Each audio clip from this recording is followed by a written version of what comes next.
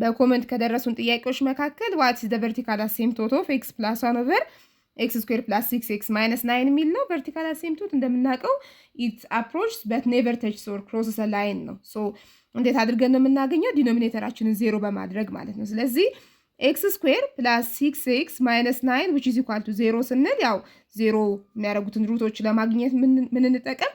quadratic formula እንጠቀም which is minus b plus or minus under square root b square minus 4ac the whole over 2a ማለት ነው። so በዚህ ኬዝ what is a, what is b and what is c ስንል a is the coefficient of x square so which is 1, b is the coefficient of x which is 6 and c is the constant number which is negative 9. so ምን ይሆናል ይሄ?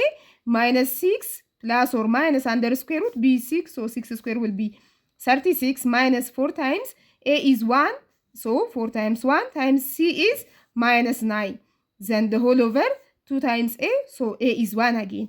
ይሄ ማለት minus 6 plus or minus under square root 36 minus 4 times 1 is 4 and 4 times negative 9 will be 36 so negative 36 I mean since there is negative here and the whole over 2 times 1 is 2 ማለት ነው. so ምን ይሆናል? minus 6 plus or minus 36 minus times minus will be plus 36 the whole over what?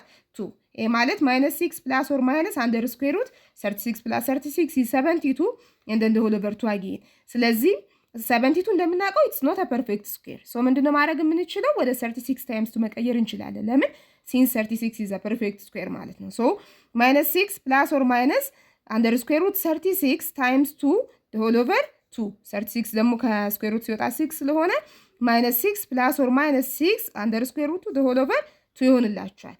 ከዚህ በኋላ እነማን ናቸው ሁለቱ ሩቶች? the first one x which is equal to minus 6 plus or plus 2 I mean 6 square root 2 over 2 and the second root will be x which is equal to negative 6 plus or minus አይደለ? the second ደግሞ minus 6 square root 2 over 2 ይሆንላችኋል። ከዛ ሁለቱንም በቱ ዲቫይድ ማድረግ ስለምንችል negative 6 over 2 is negative 3 plus 6 over 2 is 3 square root 2 ይሆንልናል የመጀመሪያው ሩታችን and the second one is what? x which is equal to minus 6 over 2 is negative 3 and minus 6 over 2 again 3 square root 2 እነዚህ ናቸው vertical asymptoteታችን ማለትም ዲኖሚኔተራችን 0 የሚያደርጉት እነዚህ ናቸው ማለት ነው። so ተመሳሳይ ሌሎችም ጥያቄዎች ሲኖራችሁ እንደዚህ በኮሜንት አሳውቁን። እናመሰግናለን።